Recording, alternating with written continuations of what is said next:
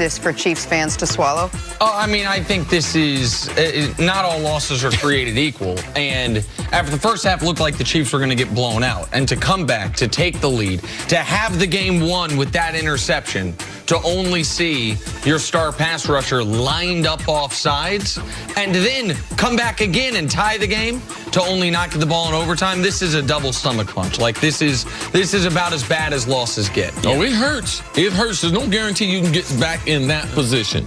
They were in perfect position with Patty Mahomes, MVP type regular season.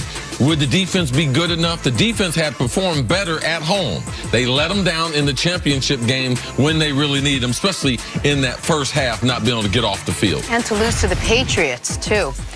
Despite the Rams winning, Todd Gurley didn't have a great game. What are we on time? Only carried the ball 4 times, dropped 2 passes, leading many to wonder if he might be injured. After the game, Gurley said he wasn't hurt, just that he had a sorry performance.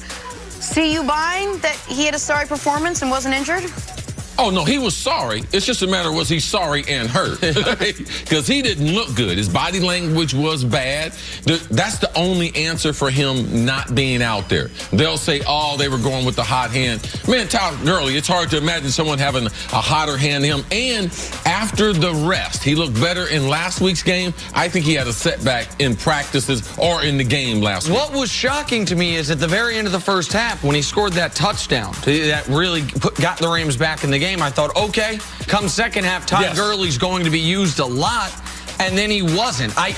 When you say his body language was bad, I didn't think he was being a bad teammate on the sideline. He just looked down. Body language being bad, meaning when the ball came to him on the check down. Yes, okay, that's he looked like he was surprised. Right, you didn't mean on the sideline. I thought you meant when he was out of the game. Because I thought out of the game, he didn't look like a player who had been benched and was upset about it. Looked like a player who knew why he wasn't out there and was just there rooting for his team.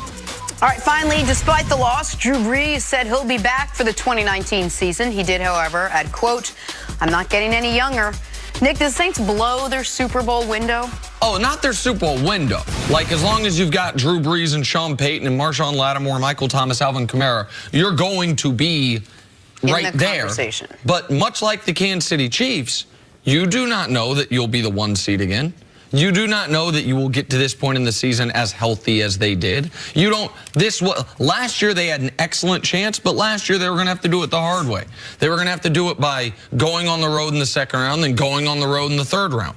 And last year it took the Minneapolis Miracle to prevent them from getting to the third round. This year's very different. It was the easy path. Home field, a bye, up 13-0 early, have multiple chances to put this game away, including after the blown call, the ball in overtime. And Drew Brees throws an interception. So no, their window's not closed. Their window's still open. But will they were the Super Bowl favorites 24 hours ago. Will they be the Super Bowl favorites with 4 teams left again in Drew Brees' career? The odds say probably not. They blew a tremendous opportunity, but the last month of the season, they didn't play great football. Week number 17, they rested their starters of the 4 teams that were left in the playoffs. They're the only team that really struggled in the first half of the game. Now, they did come out in the championship game and play a better football game. But this was a team, when you come down the stretch, outside of Michael Thomas and Alvin Kamara, who do they have offensively? You know why they went out and signed Dez Bryant. You know why they went out and signed Brandon Marshall. Those didn't end up working out, but they need another wide receiver, another weapon on that offense. I believe they blew a tremendous opportunity because having home field advantage, having that lead, all that momentum in the game, coming into the game shorthanded, Ben Watson being out.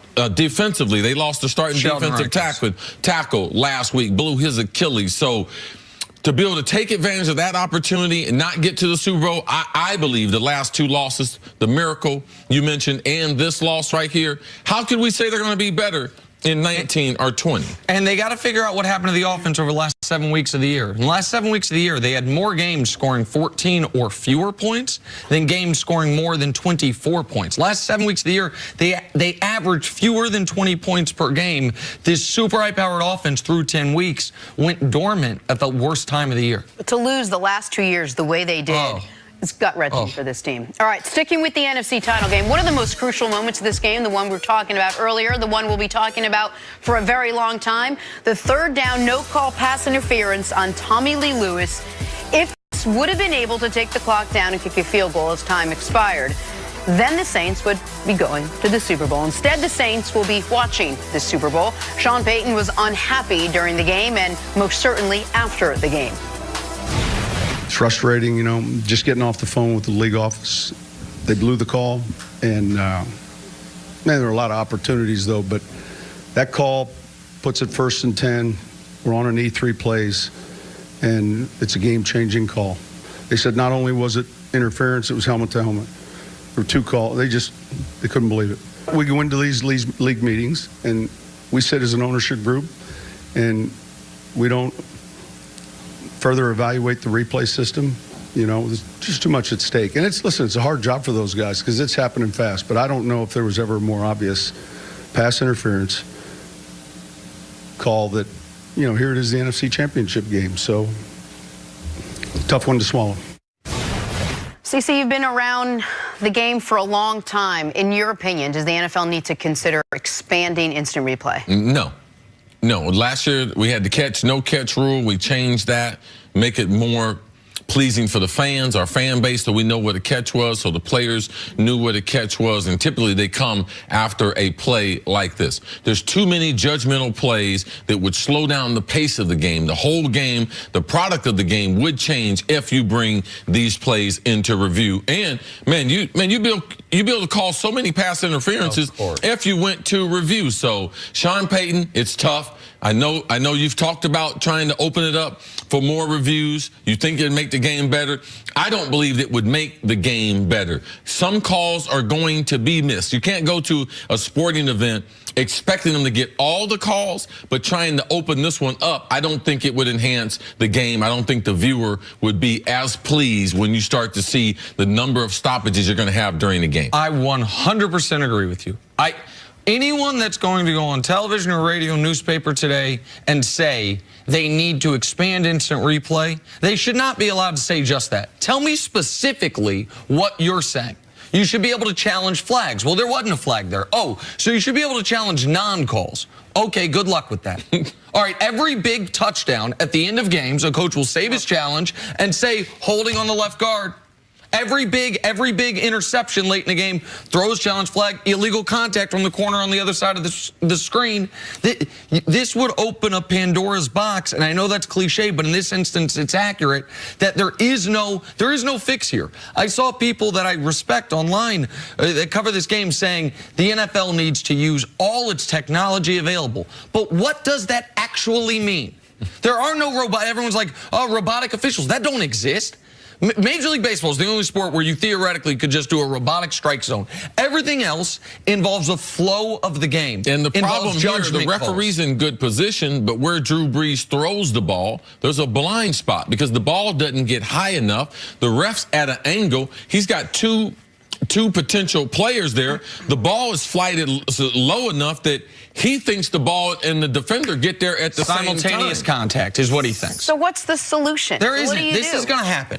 Like the reality is, get up, we're going to criticize the play, and then we're going to have the Super Bowl go on. They'll have the committee, we'll meet about it, but it's not something that will change the game. There's not a lot of things in the NFL that you can change to enhance it. They did it with the catch rule. Everyone understands it. Now, so we don't have these debates. You're going to have this is not the first time a game has been changed with pass interference or non-pass interference. It just happens to be, it just happened yesterday. And it was a blatant call. It was a blatant one, and all of them are. Right. Like, listen, the Chiefs got called for a roughing the passer on Tom Brady. That on replay, you were like, oh, that was ridiculous. But it wasn't to win the game. It wasn't, now it had a big part to do with the game, but it's rare you have chance to go to the Super Bowl, a call this blatant, that late in the game where we can simply say, if this call's different, the Saints win the football game. But I actually think, I know it's going to be unpopular, I actually think outside of this play, these playoffs have been officiated really well. There hasn't been a bunch of flags. There's been a good flow to the game. The refs have been consistent from how they're calling it to start the game to how they're calling it to finish the games. Where I think fans should get upset with officiating is when they spot the ball wrong, obviously. They misapply a rule.